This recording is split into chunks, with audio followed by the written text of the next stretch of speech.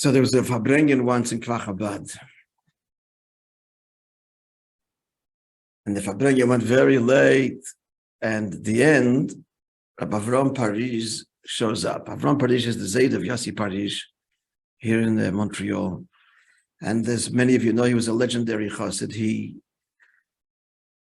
He actually worked for the Rebbe as his secretary before the Nesius, sending out the publications and so on. And he was a Chassid of extraordinary caliber. Just one snapshot he once found in Eretz Yisrael. He lived in Eretz Yisrael in great poverty, and once found a significant sum of money, and there's no way to locate the one who lost it, and give it all to the Frierdiker, every last penny.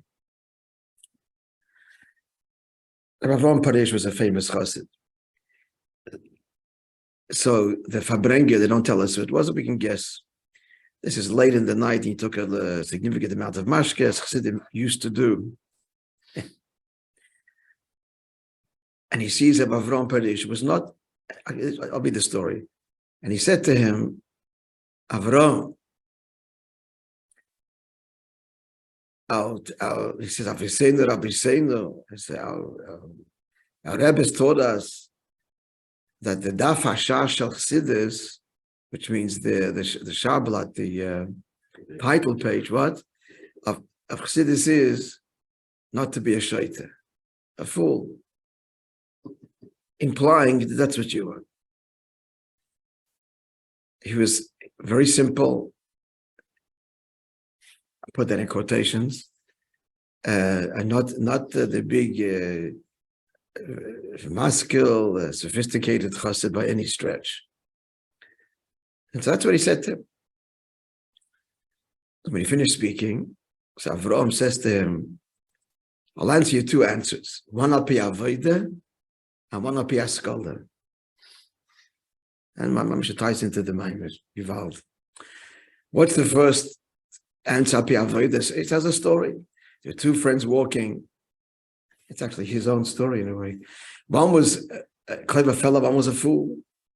And then somebody drives by on a horse, a yid, and as he's driving, a wallet falls and all the money spills on the road. So the fool runs and gathers all the money and starts to run to reach the rider. People see that people on the road are seeing he's running. Say, why are you running? So he's pointing this, so they do that. Message gets to the rider to hold.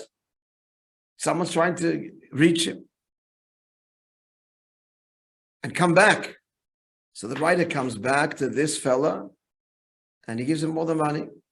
The rider thanks him and continues. And the fool goes back now to walking with his friend. So the friend of the clever fellow says to him, you fool. Kesef doesn't have a simon. There's no sign to this. There's no way. The Api Alocha gives up. There's no simon. You can keep it for yourself. To which the fool responded, the B'nai Shalom, thank you for making me a fool.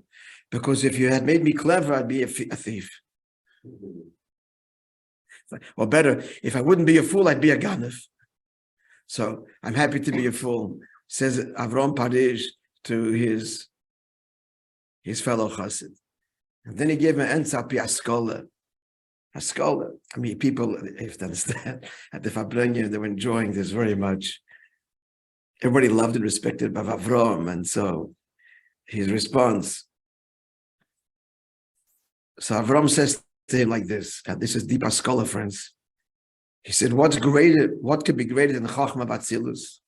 It's the first Gilu Velikus, about which the Alter Rebbe says in Tanya and Perek Lamedei that Chachma Batzilus reveals the truth of Hu Levade Vein Tzulosai, that he alone and there's no other, the exclusivity of Velikus. On the other hand, the first Helem on the Eir Ein Sof is Chachma Batzilus. So, thanks to the compliment that I'm not a Chacham, that I'm a fool.